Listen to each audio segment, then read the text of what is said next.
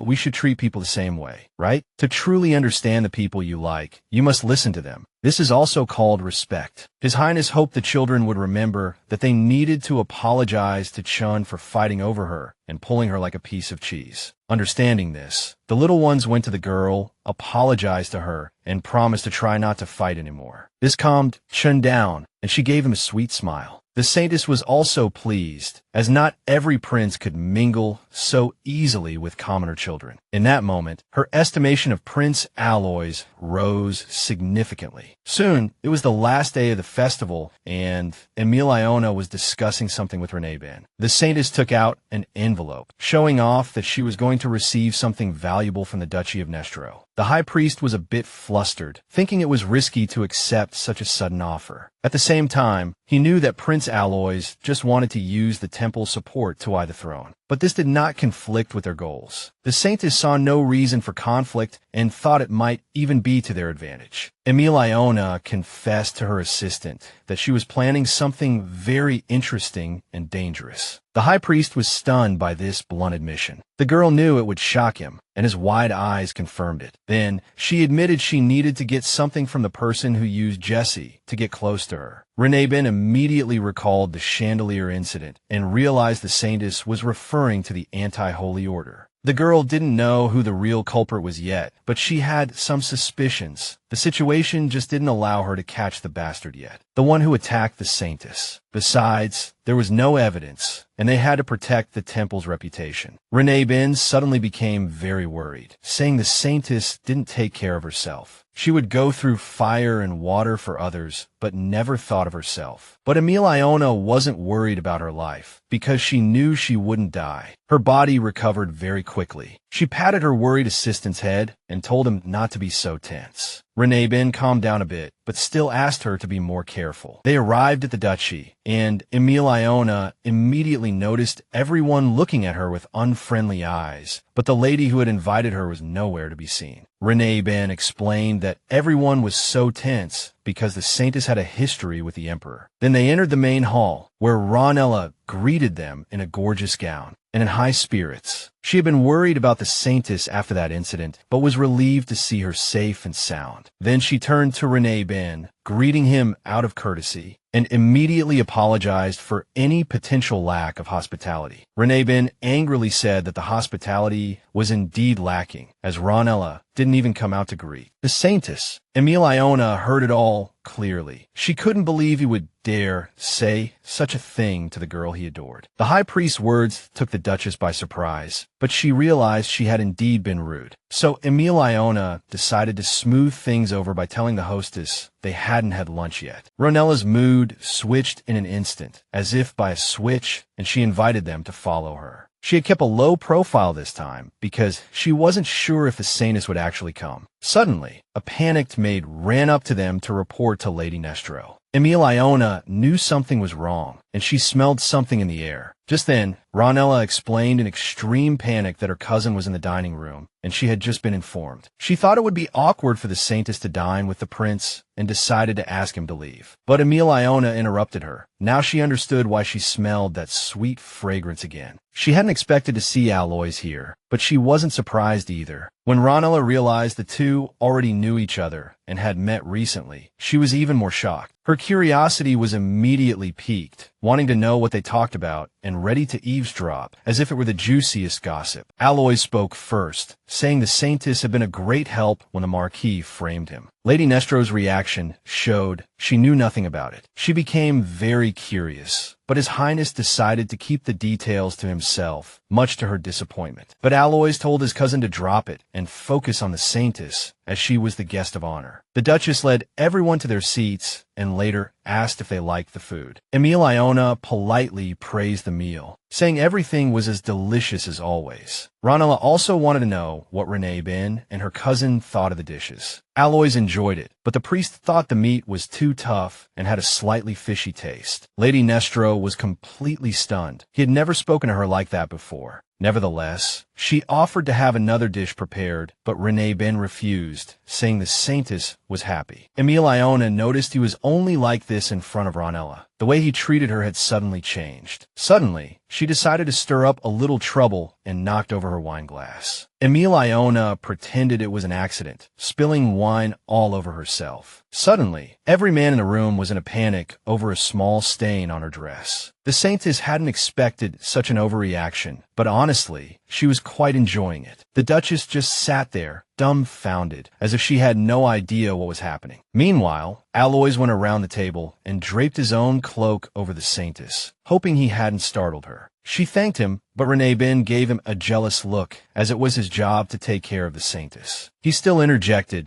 that the prince's cloak might be too heavy for Lady Emilione. The prince ignored him and asked the Saintess to wait a moment while he ordered a new outfit for her. This proved to her that the prince was indeed trying to get on her good side. I mean, he was so gentle with the children and played the part of a considerate gentleman in front of the Saintess, but Emilione actually enjoyed this kind of brazen behavior. So, while the prince went to a maid to order clean clothes, Emilione confessed to the high priest that she intended to accept the prince's offer. She didn't tell him why, just asked him to trust her, and Ranella had no choice but to agree. A short while later, the Saintess received a new outfit and looked very much like a high-ranking noble. The dress was beautiful, and the Duchess immediately showered Emilione with compliments. She also heard His Highness Aloys praise her appearance, after which he asked for the Saintess's permission to escort her. Emilione playfully agreed and offered him her hand, adding a sweet smile for good measure. Meanwhile, Ranella was pestering Ranella, wanting him to accompany her, as he had promised to escort her last time. She had to refuse for some reason back then, but now it seemed he had decided to get his revenge. To the Duchess, it sounded like she was being left at the altar. She held back her tears and pleaded with him to at least tell her why he was backing out. The high priest just stood there, his face an icy mask. Emilione wished she could help him, but she was currently occupied with Aloys. She could only hope he would receive her telepathic plea to accept Lady Nestro's offer. The trick worked, and the man in the robe agreed to dance with the young Duchess. Emilione honestly didn't know how it would turn out for him, but she hoped for the best and turned her attention back to Prince Aloys. Soon, they entered the main hall, and their arrival was announced with a flourish of trumpets. Many guests immediately noticed them, some with calm attitudes, others less pleased. The Saintess simply blessed everyone with the grace of the goddess, ignoring all the displeased faces. After the greetings, she thanked His Highness for accompanying her. But he himself was thrilled to be spending time with such a beautiful lady, and a Saintess at that. As he kissed her hand, a wave of surprised whispers rippled through the hall. Some thought they were falling in love, and these whispers reached Emilione's ears. But everyone fell silent when the arrival of His Highness Cassandra was announced. He looked furious, and from the noble's questions, he wasn't supposed to be at this party. The prince was probably here for Ranella, and the Saintess, sensing his bad mood, decided to avoid him. She even turned away so he wouldn't spot her. Suddenly, she heard his voice behind her. Emilione forced a smile, greeted him politely, and asked, "What brought him here?" As if the crown prince needed an excuse to grace the Duchy of Nestro with his presence. Such a question only irritated him more. Then, Cassandra saw Prince Aloys, and he could barely restrain himself from being a complete jerk. Instead, he mentioned that the Emperor was planning to restore Marquis Cheverly's position. He wanted to provoke Aloys, but it instead angered the Saintess that he would bring it up. Surprisingly, she knew nothing about it, as she was just a lady living in the temple. Cassandra decided to argue the point, as her devotion to the kingdom automatically made her a citizen, but that was no excuse for her not knowing the news. Besides, the Empire wouldn't dismiss a marquis over some trivial matter. There was only one condition to reverse the punishment, and that was the Saintess's consent. Clearly, Cassandra was trying to make things difficult for Emilione and Aloys by casually bringing this up in front of everyone. It was then that the Saintess threatened to leave the vassal empire, saying it would save the prince the trouble. This bombshell caught His Highness off guard, and you could see the color drain from his face in an instant. He declared that Saintesses had never left vassal, and that they would never marry into the royal family. The girl just gave a scornful laugh, and the people behind them began to whisper that if she left, who would fight the demonic beast now? Cassandra, well aware of the grave consequences of the Saintess's departure, concluded that Aloys must be behind this, which only fueled his rage. And the prince could barely restrain himself from punching him on the spot. Noticing he was about to explode, the Saintess told the prince to calm down, but his emotions were running too high, and he yelled at Emilione to stop messing around. You can imagine what would have happened next, but a loud crash from outside interrupted their argument. Some guests screamed that it was a demonic beast attack. Indeed, dark figures with an eerie red glow appeared outside the window. This was the third time they had appeared in a short period, as if someone was orchestrating it all. Ranella believed it was the work of the anti-holy order, and the Saintess yelled at the terrified Duchess to get everyone out immediately. There had been no oracle warning before the demonic beast attack, and seeing as this was the third time they appeared before the Saintess, she was the target. Panic erupted in the crowd, and they begged the Saintess for help as they didn't want to die. One man even pleaded with her to destroy the demonic beast like she did at the temple. But even if she wanted to, she couldn't do it now. Hearing her refusal, the people wailed even louder, saying they were going to die, that they were still so young. In truth, Emilione really didn't want to use the divine punishment. Its power was too great, and she couldn't fully control it yet. From the other side of the room, a girl was crying for her mother, begging her to wake up. The Saintess told Ranella to go help the woman. She needed to pull herself together. It was her duty to deal with these demonic beasts. They still had a little time to prepare. The creatures hadn't reached them yet. She saw a dagger on Prince Aloys, who was standing there frozen, and decided to borrow it. She was no knight, of course, but the girl knew a thing or two and had no doubt she could handle it. Seeing what she was about to do, the high priest screamed,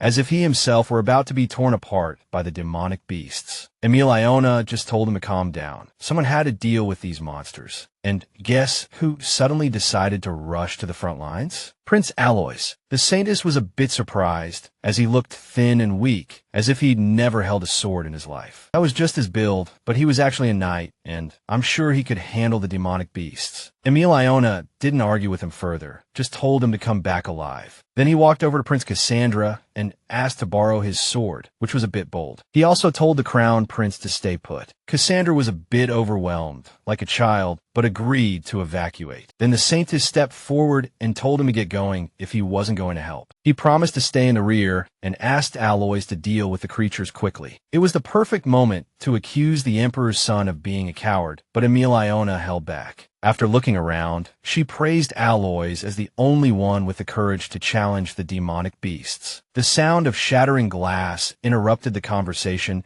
as the first demonic beast climbed in through the window. Ranella was ordered to create a holy barrier to block the demonic beast's attacks. At that moment, several demonic beasts that looked like mutated ginger-colored apes burst into the room. Their terrifying roars sent people scattering, but Emilione was ready to fight these uninvited guests and started calling out to them, drawing their attention. The demonic beasts turned their wrinkled, hairy faces toward the Saintess. The girl was glad their gazes were only on her, as it meant the others could evacuate safely. Without waiting for them to attack first, Emilione charged at them with a small dagger. Her swordsmanship lessons helped her greatly even with such a blade, and she kept slashing at their hairy hides. The creatures shrieked in pain, trying to get around their attacker, but the Saintess called to Ranella for support. He immediately appeared where he was needed and chopped off the demonic beast's leg. Green blood splattered everywhere, but Emilione was glad they were almost done. This demonic beast was still alive, its massive body looming over the Duchess. Seeing this, the Saintess was terrified and swore that if she survived, she would give her a good talking to. She was supposed to lead the people out and escape herself, but now she was cowering, her eyes shut tight in fear. Ranella prepared for death, but when she opened her eyes, she saw the Saintess standing before her, not the demonic beast. Emilione had managed to push the beast away before it could tear the Duchess apart, but it quickly regained its senses, ready to shred the one who had ruined its dinner. Emilione reacted instantly, dodging out of the way and plunging the dagger straight into its soft underbelly, though she hadn't intentionally aimed there. But pulling the damn thing out was a struggle, as if it were stuck, so the Saintess gave the dagger a few more twists, just to be safe. She was driven by her anger that this demonic beast had even gotten close to the Duchess. Now its pain screams echoed, not just in the hall, but throughout the entire estate as black smoke poured out of the demonic beast's body. With one final push, the creature breathed its last, and the Saintess hoped that was the end of it. But Prince Aloys shouted to her that there was still one demonic beast left. She barely had time to whisper a curse before the mutated ape tried to smash her with its giant fist. Emilione managed to jump away, and a new zealot was already rushing to her aid. As soon as Aloys plunged his sword into the demonic beast, he signaled for her to act. The Saintess grabbed the demonic beast's hide with her hands and began to use her holy power to destroy its existence. Just like the last one, the demonic beast let out a blood-curdling scream as black smoke billowed from its eyes and mouth. This monster was dying in the exact same way, eventually turning into a large puddle of black goo. Then, a hairy orange tail popped out from within, but it was much smaller than before. The black slime burst, and Emilione saw ordinary monkeys. As she tried to figure out what on earth had happened, the two little monkeys jumped right into her arms. Aloys was also a bit surprised to see these small creatures. That's when the Saintess explained that they were little monkeys, and this was their true form. His Highness noticed that Emilione was injured while fighting those demonic beasts. The wound looked deep, and he told her she should get it treated as soon as possible. Just then, Ranella came over from the other side and began to plead with the Saintess to listen to the prince. He also said the monkeys should be killed now, as they might turn back into demonic beasts. Emilione didn't like that idea at all, and the little ones were terrified, as if they understood every word. She knew Ranella was probably right, but looking at their cute faces, she couldn't send them to their deaths. Honestly, she felt it would be better to go after the mastermind who had ruthlessly used these little creatures. For now, they were just monkeys in need of some care. Emilione handed them to the high priest and suggested they return to the temple. She didn't see the puddle of green blood and ended up slipping. Fortunately, she didn't fall because Prince Aloys was there in the nick of time to save her again. He also promised to pretend he hadn't heard her whispered curse. After that, he picked her up directly, ready to carry her to the temple gates. Despite her protests, Ranella's face darkened again. He had to hold these monkeys while some unknown fellow snatched the Saintess away. Suddenly, Cassandra emerged from his shelter, blocking their path and demanding to speak with Emilione. But the Saintess needed to rest, and she had nothing more to say to the Crown Prince. She just returned his sword through gritted teeth with a thank you. And so, His Highness was once again ignored by these people, who immediately headed for the exit. Ranella witnessed all this, having just recovered from her fear. The next morning, Emilione woke up feeling refreshed and full of energy. She immediately decided to check her wound, as she felt no discomfort. She found not even a scar remained. She didn't even know she could recover so quickly. Then she remembered the monkeys and decided to go check on them. The moment she opened the door, she ran into Prince Aloys, who seemed to have been waiting for this perfect moment. He was overjoyed to see her looking so radiant and refreshed. The Saintess was safe and sound. His early appearance here could probably be explained by the fact that a half-asleep Emilione had given him a room. She also admitted that her wounds had healed, then asked if anything had happened during the night. The prince assured her that nothing too serious had happened, just that someone was spreading rumors about them. It seemed people had misunderstood their relationship and jumped to conclusions, probably because they saw the prince holding the Saintess in his arms. Just then, Ranella came running towards them, scared out of his wits, as if he had seen a ghost, begging for help. Emilione had never seen him like this and started to get a little worried. The high priest couldn't get a word out and just gestured for her to go to the garden. The place was a total mess, as if a band of robbers had ransacked it. The priests were collapsed on the ground like corpses, and the Saintess wondered what on earth had happened. Ranella stood there, completely stunned, his face a mixture of fear and anger, but he said nothing. It wasn't until Emilione shouted that he finally brought up the warning about the animals being dangerous.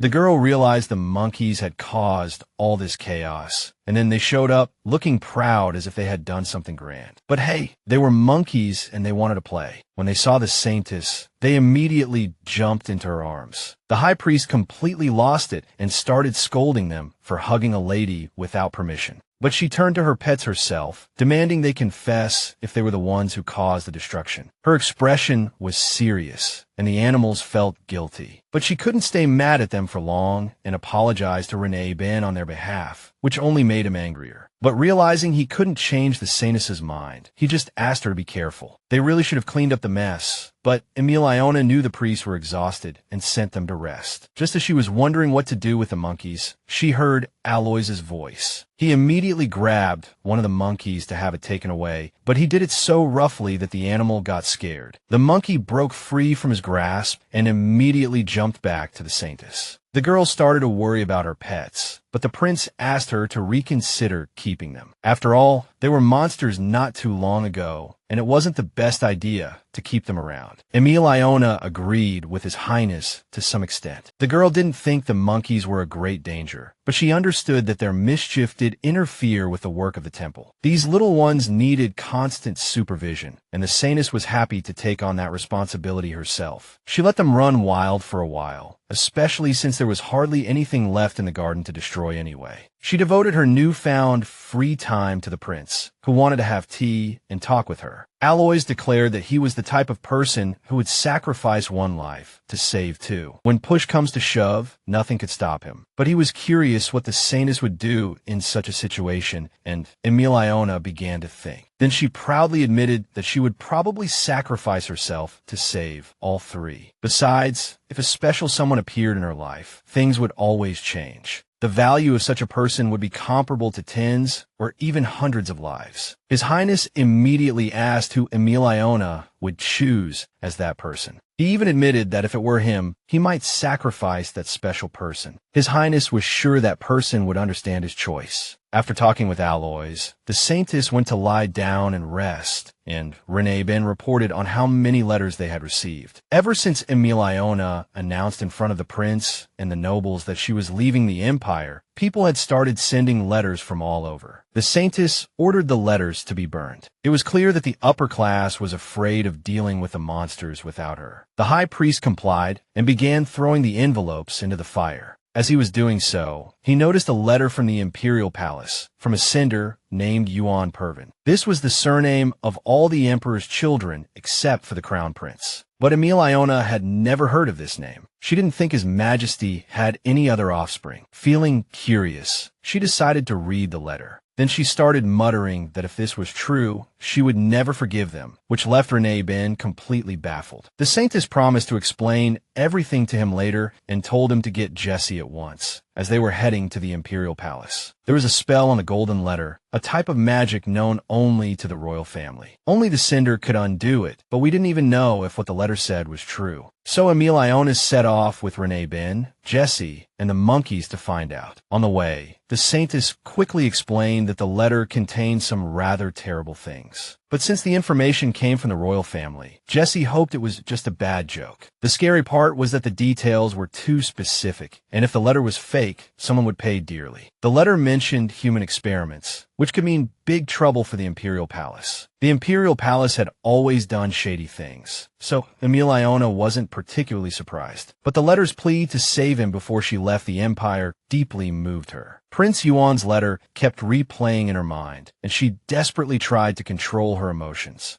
Upon arriving at the imperial palace, Ranella immediately started shouting for people to make way for the Saintess. The servants didn't dare to disobey, but seeing her in such a state, they were all wary. The Saintess and her entourage marched forward with purpose, determined to reach their destination as quickly as possible. One of the subjects still asked her to wait, but Emilione just demanded to know where the emperor was now. Her tone was so irritated that the servant didn't dare to report immediately, but then he stammered out that His Majesty was currently in the backyard. After thanking him for the answer, the girl rushed forward again, her shoulder almost brushing past Bolton's servant. She had heard that all the promising heirs to the throne had died, and it seemed they had kept this child for experiments. The letter said Prince Yuan's mother was an elf. This made His Highness a half-elf. Elves could heal due to their strong life force, so the prince probably could too. Now he was just a test subject and a walking first aid kit for whenever someone in the royal family got hurt. According to the letter, the prince could heal any wound, so the palace no longer needed to rely on the temple. But they were experimenting on him because he couldn't use his abilities for a while after healing a serious injury, so his power had its drawbacks. Soon, Emilione reached where she needed to be, and His Majesty greeted her as if nothing was wrong. What's more, he hoped she was now ready for a normal conversation. The Saintess started off with a face full of rage, declaring that she could no longer tolerate this treatment. The Emperor was angry that she first said she was leaving the Empire and now didn't like how he treated her. It seemed Emilione's words didn't faze him, but she could hold her own for now. She had Ranella summon the priests and holy knights to the imperial palace. His Majesty was very annoyed that the Saintess was giving orders so freely in his palace and demanded an explanation. The girl just told him not to get too worked up about it, but he couldn't calm down because this was the domain of the ruling family, and she had overstepped. The Saintess reminded him that he himself had sent knights to the temple, and now she was doing the same. The Emperor had also told her not to worry back then, and now she was returning the words to him. His Majesty's anger finally erupted, and he screamed like a madman, saying she dared not compare herself to him. and that she had no right to give orders to anyone here. But Emilione was just giving him a taste of his own medicine. Outsiders were not allowed to give orders in the temple, especially someone like the Emperor. The king completely lost control and instinctively reached for his sword, but Emilione had anticipated he would do something like that. So she casually snapped her fingers, and the throne behind his majesty exploded into smithereens. She just explained to the stunned emperor that her finger had accidentally twitched and apologized, but she warned him that if he made her repeat herself, she would do something much worse. Then she left Renée and Jessie there and walked off elsewhere. The letter said Prince Yuan was being held at the end of the Rose Path by the Scarlet Wall, but the palace ground were so vast that it was difficult to find the prince with just that one clue. Suddenly, Aloys appeared near Emilione again. It was unclear how he knew she would be here, but he pretended he was just nearby and happened to see her, then offered to help. Emilione got straight to the point and asked His Highness if he had seen a boy of about 12 in the palace. She explained it was a child with the blood of some fantasy race flowing through his veins. Now, the Saintess was actually glad Aloys was here, as this was his chance to prove himself useful. Realizing they were thinking of the same child, His Highness agreed to reveal the details. Moreover, he knew the Rose Path by the Scarlet Wall like the back of his hand and could definitely help the Saintess. The girl thanked him and promised to protect him if things got tricky. His Highness just gave her a charming smile and told her not to make such promises. He was genuinely happy to help the Saintess and would gladly protect her himself anytime. He was laying it on thick, another line meant to win Emilione's favor. He also pointed out that the Saintess was always protecting others, and there was nothing wrong with switching roles and being the one protected for a change. She knew he was probably all talk, but his words still soothed her heart, and it sounded so romantic. Emilione was a sucker for this kind of thing. They reached the Path of Roses, and the prince warned her that every bush of roses was cursed. Even if you cut them down, new ones would grow and spray poison.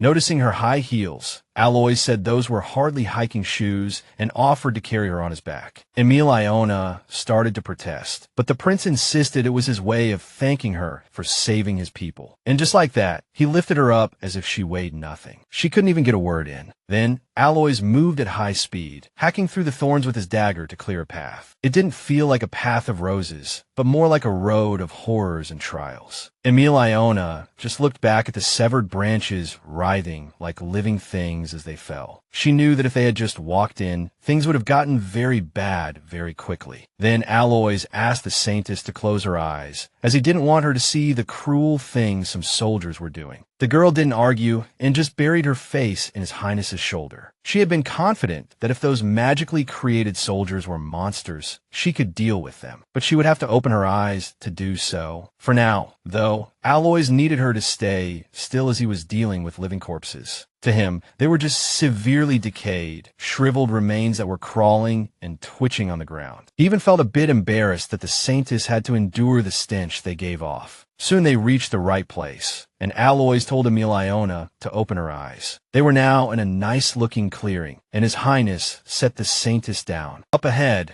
she found a building covered in vines, exactly what she was looking for. As she got closer, Emilione saw a blonde-haired child chasing a butterfly, having the time of his life. His aura was even stronger than that of a priest, and she knew this was Prince Yuan. Seeing a strange lady, the boy stopped and stared at her in surprise. Then he said that strangers weren't allowed here and asked who she was. The Saintess explained that she had come at the invitation of the sick prince. Just then, the child realized she was the Saintess. He was ecstatic that Emilione had come, as the professor said not to expect a response. The girl cupped the boy's face in her hands and said she couldn't ignore the prince's request. Suddenly, she felt a strange sensation that put her on alert. She began to channel her divine power into him, and it was being completely absorbed. His wounds must be very deep. Then, Emilione rolled up the boy's sleeve and noticed his entire arm was covered in bruises. Afterward, Yuan admitted that he wanted her help before she left the Empire, and now he was very grateful, as he hadn't expected her to reply so quickly. Next to the Saintess, the little prince noticed a man, and she explained that he was her friend. Later, over tea, Yuan admitted that this was the first time anyone had come here at his invitation. Aloys was curious and asked if anyone else lived here besides the little prince. The boy told him to just call him by his name, as he didn't consider himself a prince. Then he explained that there were actually many people here, and they rotated once a month. He didn't consider himself a prince because the emperor didn't treat him as a person, so he didn't deserve the title. Aloys had to agree with the emperor. This child was more than just human. Ewan confirmed his words, saying that was exactly why they had him locked up here. Seeing the child become dejected, Aloys corrected himself, saying that he thought the prince was very beautiful. Because of his uniqueness, he was much more beautiful than ordinary people. People always want what they can't have, and His Majesty was no exception. Aloys explained to the child that the emperor was unwilling to let him go because of his beauty. The little prince's face grew more and more surprised, and he admitted that he really wanted to get out, at least once. Seeing his guests lost in thought, Ewan felt his wish was too big. But the Saintess immediately declared that she would handle it and get the little prince out of here. She stroked his golden hair and told him to trust her. It was a dream come true for the child, but he was afraid the scientist would get angry with the Saintess. Emilione chuckled and assured him that she was much stronger than those scientists and could handle them. The boy also worried that the emperor might get angry too.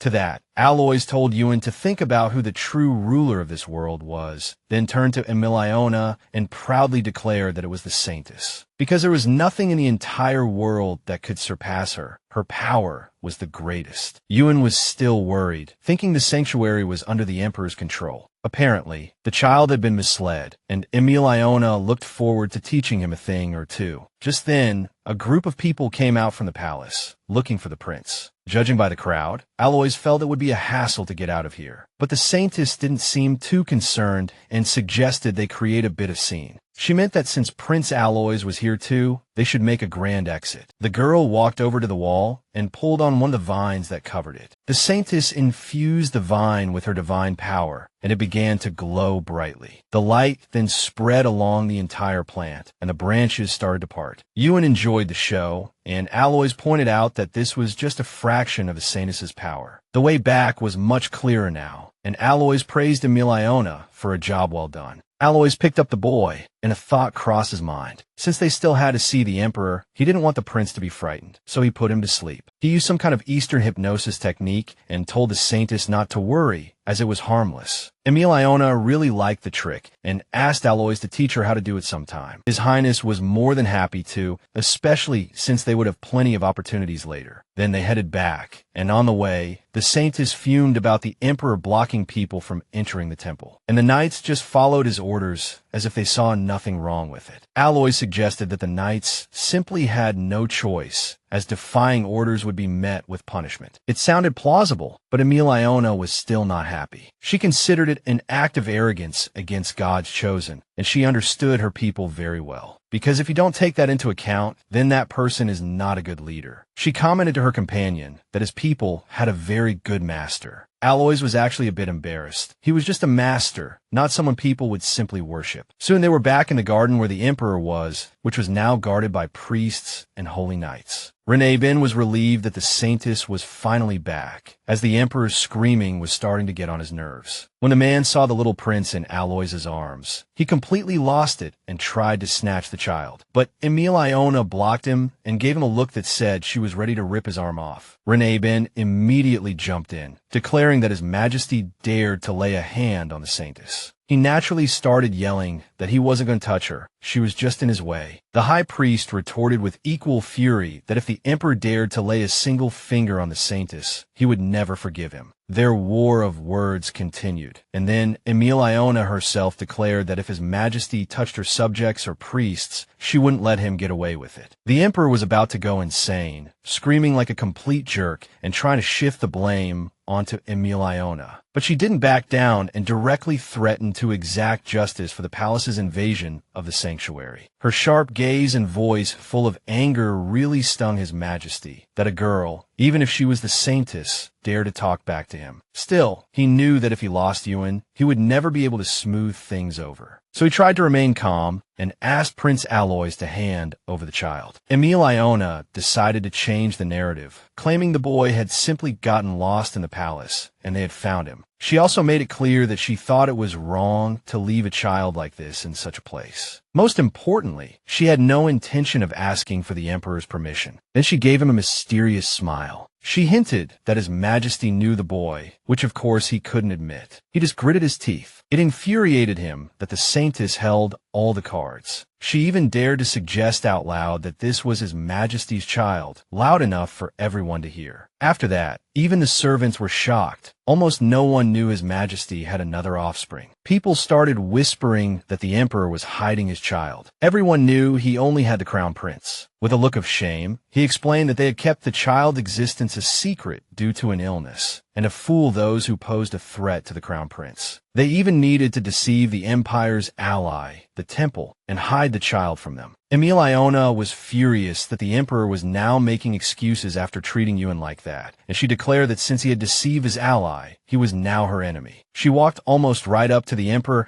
and also declared that she personally was not his ally. Then she turned her back, and His Majesty began to roar with rage again. His screams were like water off a duck's back to Emilione. She figured he probably thought she was a complete fool anyway. But she reminded him that adults are supposed to take care of children, and since the Emperor had failed to do so, they were done. The Saintess had no desire to see His Majesty again, especially after how he had treated her. Then she mentioned that she was preparing to abandon the entire empire and smiled smugly, hoping the Emperor was finally happy now. It seemed the news that the Saintess was leaving hadn't spread, and people panicked about the future of the empire. Emilione went on to say that the little prince was exhausted, both physically and mentally, from some suspicious experiments. So he was being sent to the sanctuary, where he would be cared for until he recovered. This was the last straw for the Emperor. He even worked up the courage to try and lunge at the Saintess. But she immediately called for the priests and ordered them to cut down anyone who tried to stand in her way. His Majesty was powerless to stop her, and Emilione, Aloys, and Ewan left that place for good. Aloys couldn't believe someone would lock up a young prince in a castle and use him like that. Meanwhile, Emilione felt it was time to ask the question that had been bothering her. She directly questioned Aloys on how he knew where Prince Yuan was being held. His Highness did not want to reveal his secrets and hoped the Saintess would understand. This guy probably realized Emilione saw through him, so he suggested the Saintess announce to the people again that she was leaving for another country. She did not argue and decided to make the announcement during the grand celebration at the royal palace next week. At that time, she would once again announce that she was leaving the empire for good. After returning to the temple and settling Ewan in, Emilione was lost in thought. She couldn't stop thinking about her last conversation with Aloys and was even curious about what other countries were like. Ranella advised her to think twice before leaving. But since the temple is not affiliated with any place, Emilione had no intention of changing her mind. The high priest was curious what made the Saintess make such a choice. The answer was simple. She decided to trust in Prince Aloys's beliefs and ambitions. And because it was her own choice, Emilione had no regrets. To her, the prince was a man who hid his feelings behind a mask and could come up with 1,000 plans. Furthermore, he was good at guiding others in the right direction. Ranella noticed that the Saintess had changed, and she did not deny that she was always getting lost. She herself wondered why she often took the wrong path. But regardless, she would not regret her choice and would not return to this empire. The girl thought that even if she took the wrong path, she had to see it through to the end in order to grow. Afterwards, the high priest thanked the Saintess and said it was an honor to serve her. A week later, a celebration was held at the royal palace, which was naturally filled with nobles. When the Saintess appeared, they no longer sneered at her. They showed her the proper courtesy and praised her, probably hoping she would change her mind about leaving. In any case, public opinion was now firmly on Emilione's side. Prince Aloys was waiting for her in the hall, and as they approached each other, the nobles parted to make way. Prince Aloys greeted the Saintess with a bow, and she returned it with a blessing. The young man then kissed her hand and asked how her night was, hoping everything was well. The people who saw this began to whisper again, gossiping about how close the two of them were. Meanwhile, Cassandra asked his father if it was time to send Ewan back where he came from. But the old man thought it would be more reasonable to propose to the Saintess than to anger her. So when Emilione approached the Emperor, he confessed that he had something important to say. Then he glanced at Aloys and declared that it was beneath the Saintess to be involved with a prince from a foreign country. Therefore, he decided to propose to her himself, to have her marry crown Prince Cassandra. This sounded like news to the prince himself, who tried to object but was silenced by his father. Afterwards, he turned back to the Saintess, hoping the proposal would please her. But Emilione did not waver in her decision to leave the Empire. She even winked at Prince Aloys, wanting him to confirm what she was saying. To convince everyone, especially the Emperor, he gently caressed the Saintess's cheek, indicating that she would be going with him. Well, they might have overacted a bit, but the trick worked. The Emperor stumbled out of the hall, unable to even maintain the dignified facade he always put on in front of the Saintess. Back at the temple, Emilione saw the little prince and asked him what he had been up to. The child ran straight to her for a hug, and it seemed he had been in his room all day and missed her. The Saintess noticed that his wounds had almost healed, and he would soon be able to go outside. But before that, she had him read a few books first. The boy was very excited that he could finally play in the garden, even if he had to study first. And the Saintess assured him that he was safe now. She hugged His Highness and told him to focus on his recovery and planned to introduce him to someone, asking him to come to the reception room tomorrow. Later, Aloys asked the Saintess what her plans were for the little prince. He was sure Emilione had already thought everything through. For now, taking care of the child was her top priority. After she left, the priest could look after him. She knew the responsibility she was taking on, but she wasn't foolish enough to pass up an opportunity to move forward. Furthermore, she chose the nation of Asia's because she thought it was a suitable place for the commoners of this country. Emilione didn't have the courage to do this alone, so she needed Aloys's help. The prince countered that she had already done an excellent job of curbing corruption in the empire. She had opened orphanages in the city and lowered the outrageous taxes the nobles levied on the commoners. Aloys considered all this a great achievement for the Saintess, but she felt she hadn't done much in the year and a half she had been in the Empire. She even suspected her actions did more harm than good and was too afraid to move forward. That's why she needed someone brave and capable, someone who could take the lead and make up for her weaknesses, and she believed Prince Aloys was that person. At this point, Aloys already understood that he was the person Emilione needed. He held her tightly and asked what was the point of waiting since they needed each other. Meanwhile, Prince Cassandra was furious about everything that had happened. Not only had those two taken in Yuan, but now they were also mocking the royal family, which made him very angry. As His Highness was cursing them, there was a sudden knock on the door. Then, the door opened with a slight creak, and the young Duchess's head peeked in.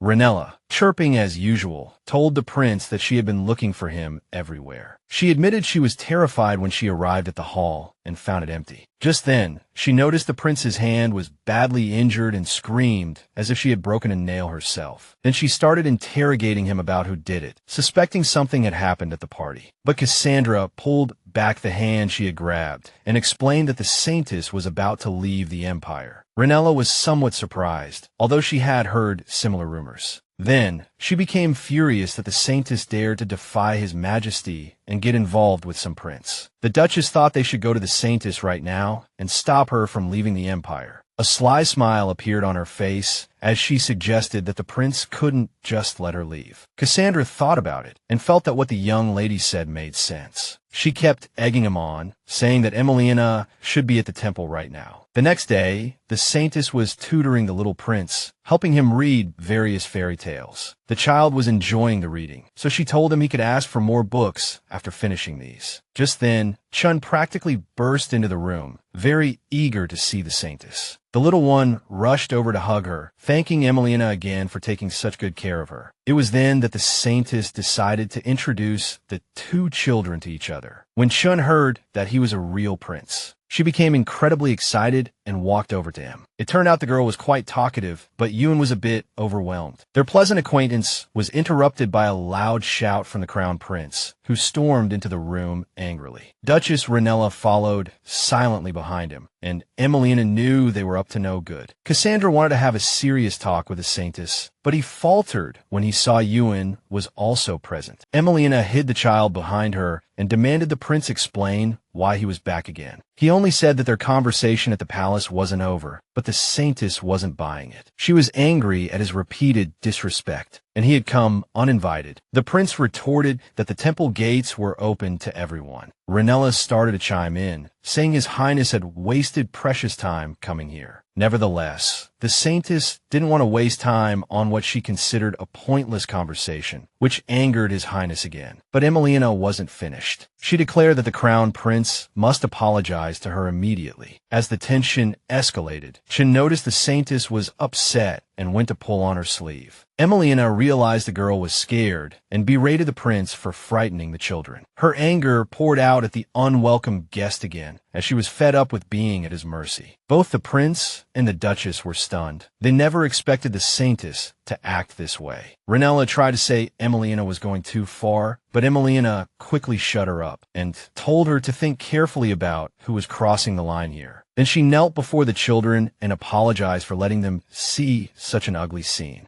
Ranella wouldn't give up and continued to plead with the Saintess to listen to the crown prince. The girl thought that if he couldn't wait for the banquet to talk, it must be important. But whatever it was, she couldn't care less, a fact made clear by the cold smile on her face. The enraged Cassandra threatened that he would not stand by and watch the Saintess leave the empire. After all, he would be in a terrible position when Emilione left and the throne was left to him. That's why she once again told him to think carefully about what he already had. Once His Highness figured it out, Emilione would be willing to talk to him. Just then, another guest came to see the Saintess. It was Prince Aloys. He noticed she had visitors, but she told him not to worry, as they were just about to leave. So Aloys politely greeted the children, then went to Prince Yuan first and knelt. His Highness was very happy that the boy looked much better and was recovering. The Saintess turned and politely asked Cassandra and his girlfriend to leave, pointing out that a priest would see them out. The crown prince wanted to argue, but he remembered she had told him to think about what allowed him to enjoy everything he had now, and he froze, realizing what a predicament he was in. Lady Nesta noticed his reaction, but it looked like she wasn't going to accept the situation and was plotting something. Afterwards, Renee Bell explained the banquet matters to the Saintess, as she wasn't exactly an expert. He only covered the main points, feeling that Emilione didn't need to remember all the details. Honestly, as long as she could attend and grace the guests with her presence, it would be enough. However, Emilione was curious why the temple had never held such a party before. She knew they sometimes had financial problems, but they had a great hall, didn't they? It turned out that previous Saintesses weren't very interested in banquets. They preferred to quietly observe the world from on high, thinking parties were too noisy. Emilione had a different view. Important decisions could be made at these events. For her, she needed to burn the image of the Empire into her memory before leaving for good. To be safe, Emilione asked Renee Bell again if he had any hesitation about leaving with her. As the high priest and the person closest to the Saintess, he had no other choice. Besides, his place was with the temple, and a temple existed in every country. Saying this, Renee Bell placed a hand on his heart and knelt before the Saintess, who thanked him for his support. Preparations for the event went smoothly, and the day soon arrived. Emilione gave her blessings to the people who welcomed her. When she opened the doors to the great hall, it seemed she was a little late. Renee Bell immediately greeted her, and the Saintess blessed all who had gathered. She also sincerely hoped the guests would truly enjoy the event. The celebration had been going on for a while, but at some point, Emilione started to feel bored. But then she heard a familiar voice, and Lady Nestro appeared unexpectedly. She didn't come alone. His Highness Cassandra was by her side, along with Duke Cashion and Prince Aloys. The Saintess blessed them, though for the first two, it was honestly more out of courtesy. Then she asked Renee Bell to order a servant to bring her some wine. The Crown Prince also wanted some Ezios wine, but Emilione cut him off. She pointed out that Renee Bell was the high priest, not an errand boy for the Emperor's son. The priest noticed the Saintess was somewhat displeased and tried to calm her down, but just then the servants arrived. She glared at Cassandra angrily and declared that he could order the servants directly. This tone offended the Crown Prince, but he managed to restrain himself. He beckoned a servant over with his finger and ordered him to bring the Ezios. Even Aloys was surprised that His Highness would drink that, as Ezios was a strong liquor. But that was exactly what the Crown Prince needed right now, to calm his nerves a little. Just then, the Saintess decided to step away from the guests for a moment. But first, she turned to His Highness Aloys and thanked him for coming today. She had also been worried that he might not be able to make it. Knowing that Emilione was waiting for him, Prince Aloys was incredibly happy. He even blushed a little. Suddenly, a suspicious sound came from Lady Nestro's direction. A broken cup fell beside her. There was a red stain on her dress, and Duke Cashion began to fuss over her, worried if she was all right. A servant apologized with a trembling voice and immediately went to clean everything up. But then Emilione grabbed his hand. She noticed he was cut by the shards. Then she told him not to worry and used a little of her divine power to heal his wound. The servant then explained that he had tripped and fallen on the broken glass. The Saintess glanced at the Holy Prince. The last time, the servants had also accidentally broken a candy jar. It was likely that, just like before, they would blame everything on the poor servant without really finding out who was responsible. But Emilione actually believed the servant's story. Now, she decided to do things her way and told the guy not to worry about anything. The Saintess walked over to the distraught Lady Nestro and asked how she was, though the answer was obvious. Nevertheless, Ranella declared that she wasn't hurt, but her expensive dress was now ruined. Surprisingly, the Duchess didn't blame the servant, but instead drew the Crown Prince's attention, complaining about the stain. This actually worked in Emilione's favor, as it somehow diverted attention from her and Aloys. Cassandra also didn't get angry or start complaining, but simply spoke to Lady Nestro. He even promised to get her a new dress and asked her not to be too hard on the servant. The Saintess looked at the two of them, barely recognizing the prince, but maybe he had finally taken her words to heart. What's more, the Emperor's son actually walked over to the servant and asked how he was. Even the servant himself was shocked, as if this guy had been replaced by an imposter. Meanwhile, Aloys didn't miss the chance to get closer to the Saintess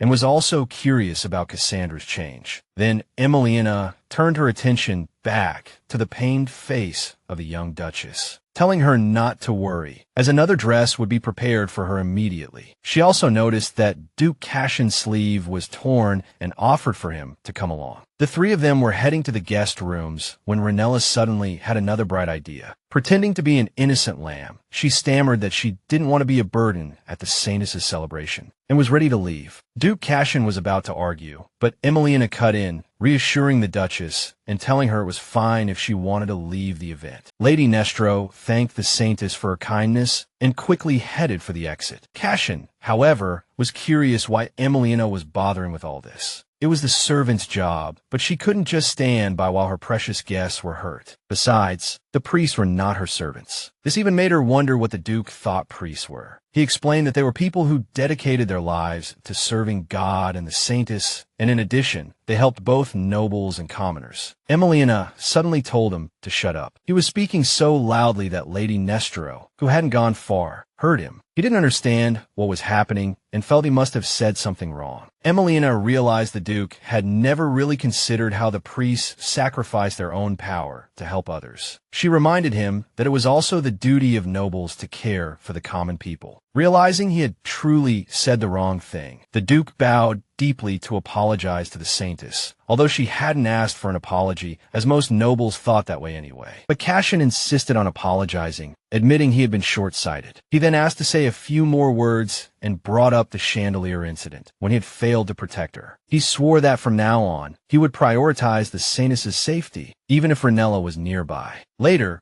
Duke Cashion changed into a perfectly fitting suit and apologized again for causing trouble. But Emilione was getting a little tired of the constant apologies. She told him to stop, and Anisis apologized one more time, making the Saintess frown involuntarily. Then she found it odd that Prince Cassandra, as the Duke, had stayed behind even though Lady Nestro had left. Moreover, she didn't think the Crown Prince would be leaving the party anytime soon. Remember how he treated the injured servant? It seemed he was really taking the Saintess' advice, which meant His Highness was desperately trying to keep her here. Emilione realized all this kindness was just an act, just to get her to change her mind. Back in the ballroom, she found His Highness chatting with Princess Aya. They seemed to be having a pleasant conversation, so the Saintess decided to walk over. She let the Duke entertain himself and then approached the guests. When Prince Aloy saw her, he immediately brightened up because she was finally back. His face lit up like a Christmas tree. Besides, he didn't think she was late at all. A party could go on as long as the hostess wished. Emilione couldn't argue with that, but she noticed the music had stopped, though she wasn't sure why.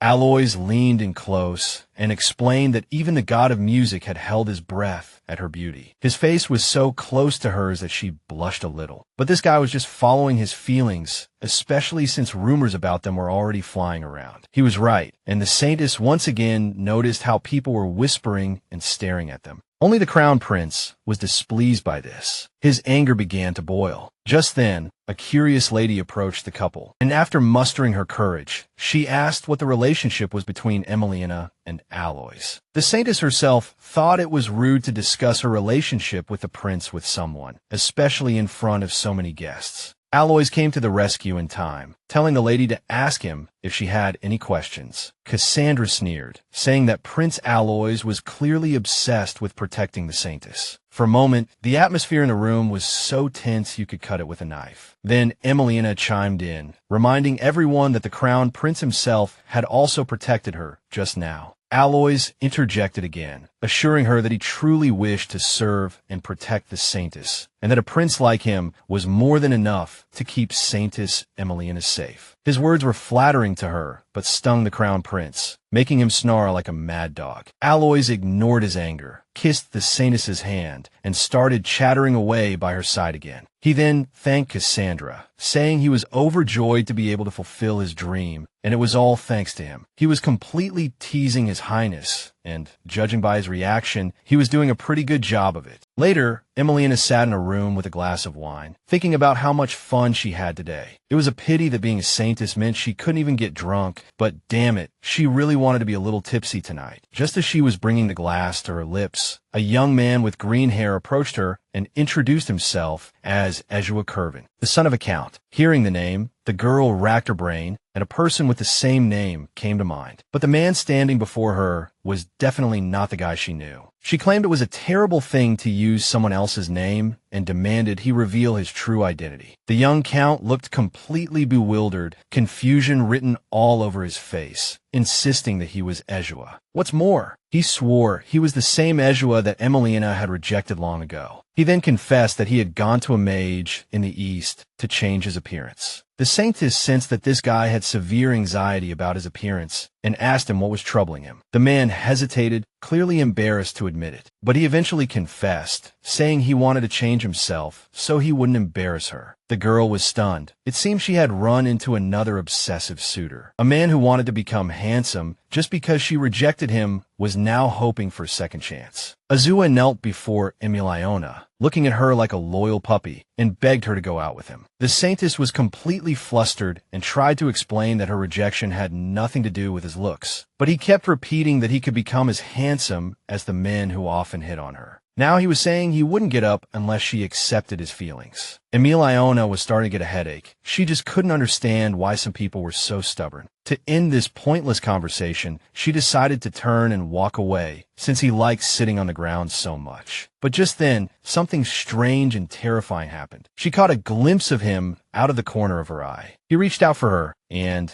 she had no time to react because the guy was surprisingly fast. He grabbed her hand, pulled her to the ground, and then loomed over her with a crazed look on his face, practically drooling. The guy demanded to know why the Saintess still wouldn't accept him after he had become so handsome. At that moment, he disgusted her completely, and she knew she had been right to reject him. This idiot still thought the Saintess rejected him because he wasn't good-looking enough. Emilione explained that a person's true beauty lies within, and that she preferred the shy Ezua over what he had become. The green-haired man broke down and cried like a child, not believing a single word the Saintess said. And guess what? Prince Aloys happened to walk in on this touching scene. He had only come to visit Emilione. He was, of course, furious that some idiot dared to touch the Saintess and even push her to the ground. He grabbed the scumbag by the collar and started berating him, his gaze looking like it could burn a hole in the back of his head. An enraged Aloys shoved the guy, sending him tumbling pathetically across the ground. Azua started wailing again, saying he made himself beautiful all so the Saintess would fall in love with him. The prince might have understood, but this guest's disgusting behavior was driving him crazy. Emilione finally stopped him, as their argument was making her headache worse. She needed to find a way to calm this fanatic down, so she asked him what he liked about her. According to him, when they first met, Emilione wasn't like other ladies. She looked at him with bright eyes and a sincere smile. She was like a beautiful rose standing out in a patch of ugly weeds. In that instant, Azua knew his heart belonged only to her. But damn it, he had messed everything up. She realized that in the past, she hadn't judged Azua entirely on his appearance. But that was also why she hadn't rejected him back then. The situation became super awkward, and the Count's son apologized to the Saintess, apologizing for his actions. Soon, the guy rushed out of the temple. A while later, Emilione and Prince Aloys met up. They decided to have a little romantic date under the starry, moonlit sky, and also chat about some things that had been piling up. The Saintess's mind was full of Azua, and she reiterated that she didn't reject him because of his looks. His Highness didn't argue, but he was convinced she chose him for his handsome appearance. He was also sure that in the future, men would try to approach her using their charms. He asked the Saintess to leave these fanatics for him to handle and not to deal with them herself. Emilione agreed, and they spent the rest of the night in a wonderful, romantic atmosphere. That night, Prince Cassidra met with Duchess Ranella, telling her he had visited the Saintess as she requested. Lady Nestro herself was surprised at how close Emilione and Aloys were, but the prince was more worried that he had failed to ask her to stay in the Empire. Ranella now considered him useless, especially since the guy she sent, Azua, had also failed. She never thought she'd be so worried about the Saintess leaving the Empire. She remembered the Marquis's son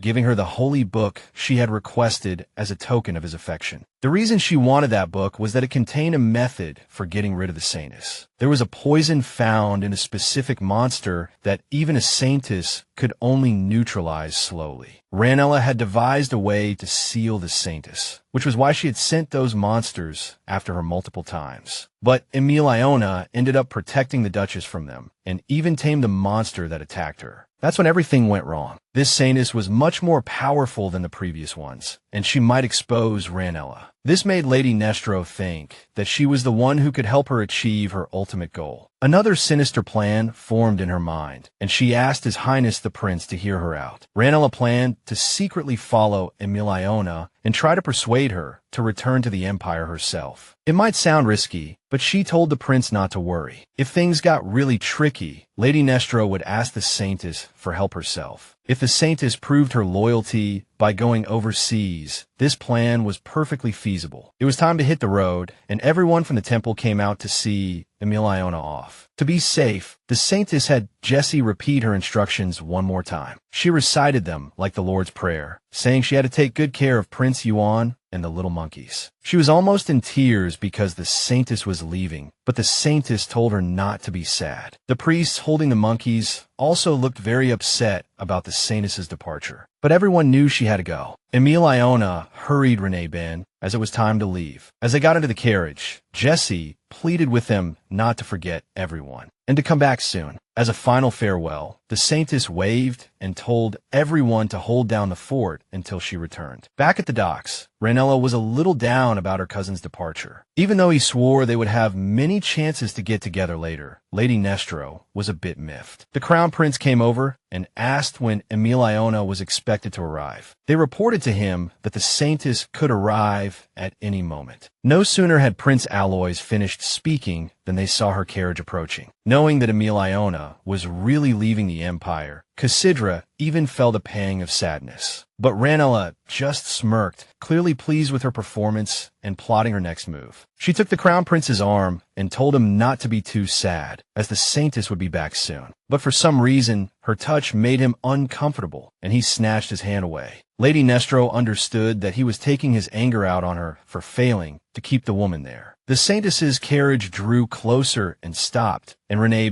was the first to get out. Afterwards, he offered Emilione his hand to help her down, and she thanked him politely. Prince Aloys immediately walked up and greeted her with a sweet, sincere smile. Seeing such a large crowd waiting for her, the Saintess thanked them for waiting. Aloys was thrilled. The guy could finally escort Emilione back to his kingdom. Ranella was pretending to cry, even getting ready to blow her nose loudly into a handkerchief. But the Saintess told her not to be so sad. She was just going to another country, not to her death. She noticed the Duchess was bawling her eyes out while the Crown Prince just stood there like a wooden post, not even trying to comfort her. Only after she finished talking with Ranella did he coldly ask the Saintess when she planned to return to the Empire. The girl couldn't give him a definite answer, and besides, it was time to prepare to board the ship. Before leaving, she thanked Prince Cassidra for his consideration towards the servants at the banquet. It sounded like a sarcastic remark, but the prince just blushed and told the Saintess to take care and that everyone would wait for her return. Emilione's final farewell was a blessing for all who came to see her off. Even on the deck, she reminded Lady Nestro to take care of herself and promised that time would fly by and they would see each other again soon. Cheers of blessing came from the dock, and Cassidra even shouted that the Saintess must come back. As the ship moved further from the shore, the Crown Prince reminded the Duchess that it was time for the next step. The girl was all set to go after Emilione and bring her back. The Saintess walked into her cabin and was immediately amazed. Because her escorts didn't want her to feel uncomfortable, they had really gone out of their way to make her stay on the ship pleasant. The girl sat down on the soft bed and invited the high priest to sit next to her. He didn't expect that, but the Saintess wanted him to feel how comfortable the bed was. Ranella sat down too, admitting the bed was indeed incredibly comfortable. But then, Emilione noticed the downturned corners of Aloys's mouth and realized he was jealous. Afterwards, she reassured him that it was silly to be jealous of the high priest, as protecting her was his main duty. The Saintess's words worked, and the prince invited her for a walk on the deck to get some fresh air. She thought it was a great idea and started to get ready. But now, it was Ranella who was sitting there with an unhappy look on his face. Later, while admiring the vast ocean, Aloys suggested taking Emilione to see another country before they reached their destination. The girl agreed, and the prince briefly explained that it was a country where beauty and luxury coexisted. He was sure the Saintess would love it there, and she felt a surge of anticipation. To be honest, she didn't quite understand why they were stopping in other countries along the way, and felt that Aloys was up to something. At first, the voyage seemed wonderful, but soon, Emilione experienced the full force of seasickness and lay there, feeling like she was dying. The prince did his best to comfort her, and his gentle words helped the Saintess feel a little better. Aloys was almost smug. After all, it wasn't every day he got to see the Saintess looking so vulnerable. But Emilione didn't think his last comment was well-intentioned. The prince touched her forehead to check for a fever. Everything was normal, so he told her to get some sleep to let her stomach settle. He didn't rush to pull his hand back, but instead began stroking her forehead, hoping she would fall asleep quickly. She was reminded of how she had done the same for Yuan, patting his head to lull him to sleep. The prince felt the Saintess needed some tenderness. At this moment, he leaned in closer and asked if he could ask her something. He thought that Emilione didn't always have to act so strong just because she was the Saintess. As he spoke, he began to massage her neck, which helped her relax and drift off to sleep. At first, she felt awkward and helpless, but then she let herself sink into the prince's care. It had been 4 days since they set sail, but Emilione still couldn't shake her seasickness. Even walks in the fresh air didn't help, and Ranella was worried about how pale she looked. But the Saintess told him not to worry, saying they would be arriving soon and she would be fine again. Aloys came over excitedly and announced that they would be docking in the kingdom of Amanta at any moment. This was the place he had mentioned earlier, and he reiterated that its capital was incredibly beautiful. However, the Saintess couldn't care less about beautiful city streets right now. She just wanted to set foot on solid ground as soon as possible. The prince even felt a little embarrassed, as he had promised a comfortable journey, but his efforts had failed. But he assured Emilione that she would be the first to disembark, as it was traditionally a privilege for the person of the highest status. They chatted for a little longer, and a sailor informed His Highness that they had arrived in the kingdom of Amanta. Aloys offered his hand to Emilione and asked if he could escort her. Upon reaching the shore, the girl was ecstatic that her seasickness was finally over. She felt like kissing the ground, but then she noticed a crowd of people waiting to greet her, whispering about her appearance and identity. The first to approach the Saintess was the local king, Eusebio de Monte, a short man with a disproportionately large crown on his head. Emilione greeted him politely and wished him the blessings of the gods. She learned that this kingdom was also opening an orphanage, but she couldn't help but notice the king's excessive jewelry, so her first impression wasn't great. The luxury here seemed a bit over the top. The jewels on the king's outfit alone could be sold for enough money to feed 100 poor people for a week. Next, Prince Aloys greeted the king and complimented his appearance. Eusebio recognized the prince from AC and commented that the guy was much slimmer than he had expected. The king glanced at the man in robes, guessing he was the high priest. He introduced himself as Ranella, bowing deeply to His Majesty, and then bowed again. The king thought that the arrival of both the Saintess and the high priest was a good omen for their country. But Ranella, staring at his huge crown and the rings on almost every finger, suggested that if he wanted to attract good fortune,